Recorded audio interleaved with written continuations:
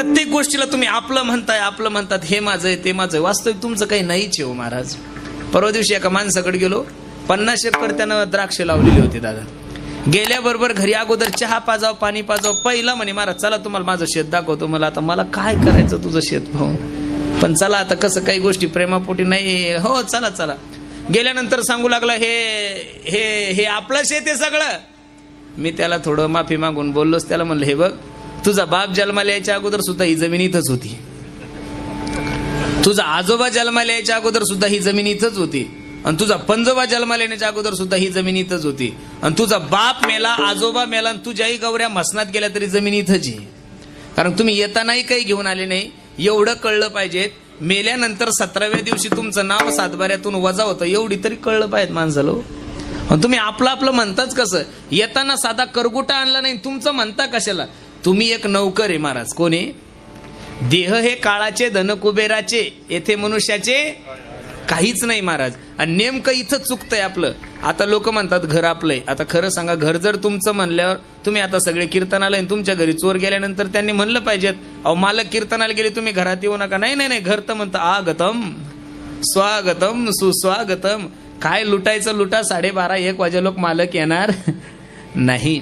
घरही तुमचं नाही. या जगातले जेवढे काही नाते ऐका, धनानी भूमो पश्वश्य गोष्टी नारी गृहद्वारी जनस्मशाने देहेश्चितायाम परलोक मार्गे कर्मानुगो गच्छति जीव एका.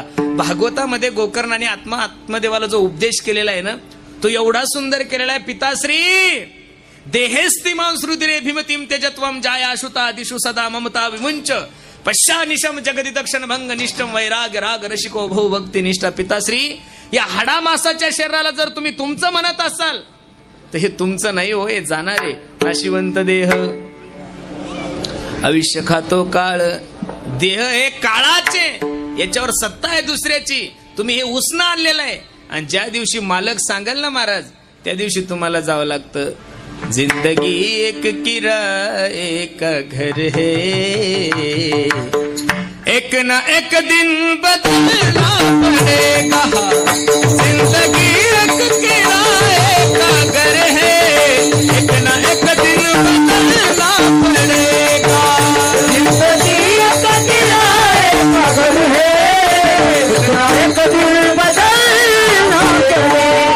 मौत जब तुझको आवाज देगी, मौत जब तुझको आवाज देगी, घर से बाहर निकलना पड़ेगा.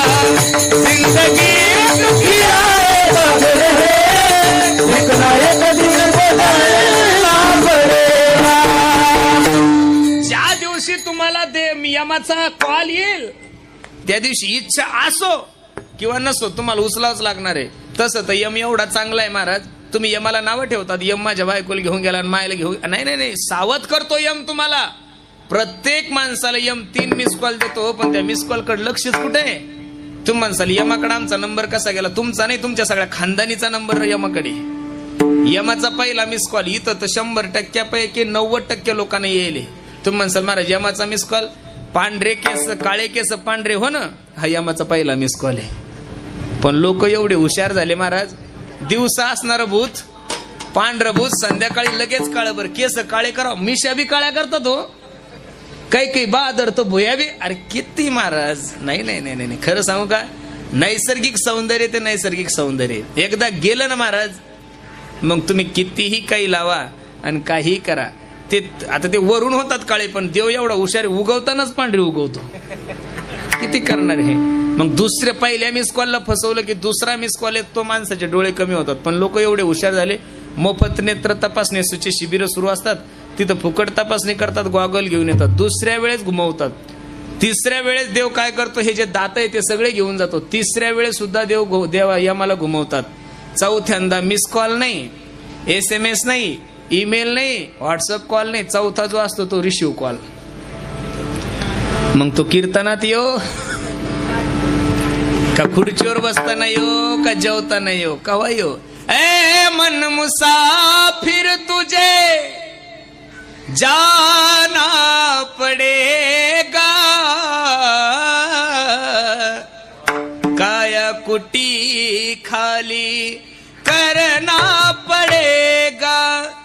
उड़ जाएगा एक दिन पंछी रहेगा पिंजरा खाली. आणि बसणाऱ्या मायबापांना माझी विनंती आहे, हा पिंजरा खाली होण्याच्या अगोदर, हा देह जगाचा मालक घेऊन जाण्याच्या अगोदर आपण देवाचं चिंतन करा. करा रे बापानो साधन हरीचे, करा रे बापानो साधन हरीचे.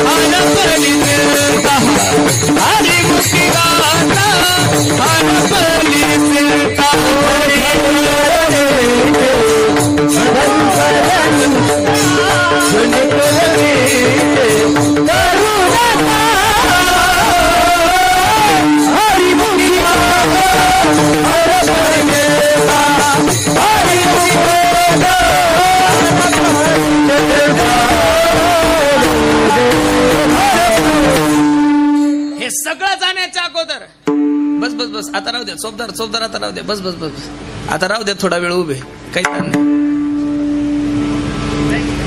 करा रे बापांनो साधन हरीचे, झनी करणीचे करू नका. लक्ष देऊ नका. वेळ जाण्याच्या अगोदर सावध व्हा.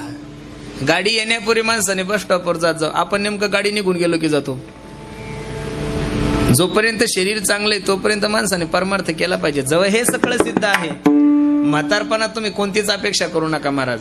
अरे म्हातारपणात संसारात किंमत नाही तर परमार्थात काय किंमत राहणार आहे?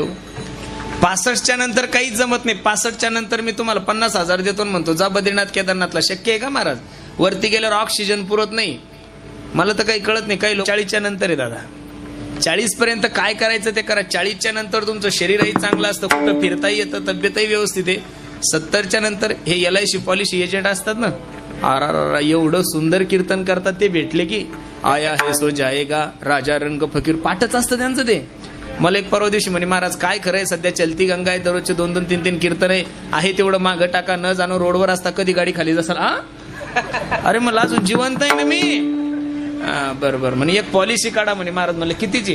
काय नाही म्हणे, 2-3 कोटी रुपयाची, वर्षाला 3-4 लाख रुपये भरत जा. म्हणलं काही हरकत नाही. मला पैसे किती भेटतील? 7 करोड रुपये भेटतील म्हणे तुम्हाला वयाच्या 65व्या वर्षी. खरं सांगा, वयाच्या 65व्या वर्षी मला 100 करोड जरी भेटले तर काय फायदा आहे? माझा मनका आताच खराब झालाय.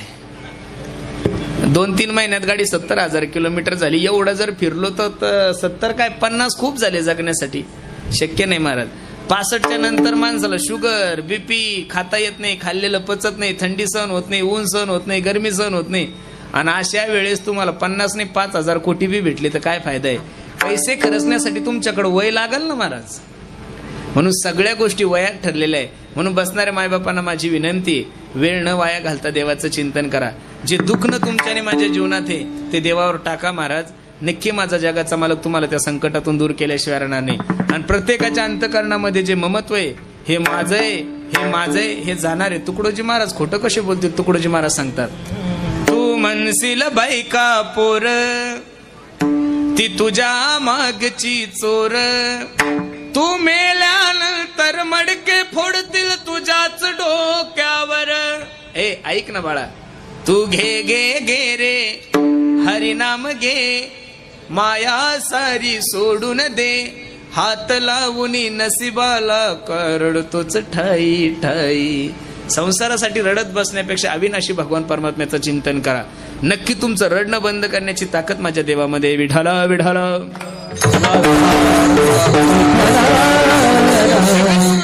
जगाच्या मालकासमोर उभे राहून देवाला सांगतात, देवा एक वेळ करिया दुःखा वेगळे, दुरितांचे जाळे उगवणे. देवा हे जाळं माझ्या अंतकरणातलं दूर कर. ठीक आहे तुकोबर, असं जर मी केलं तर तुम्ही करसाल काय? अभंगाचं दुसरं. आठवीन पाय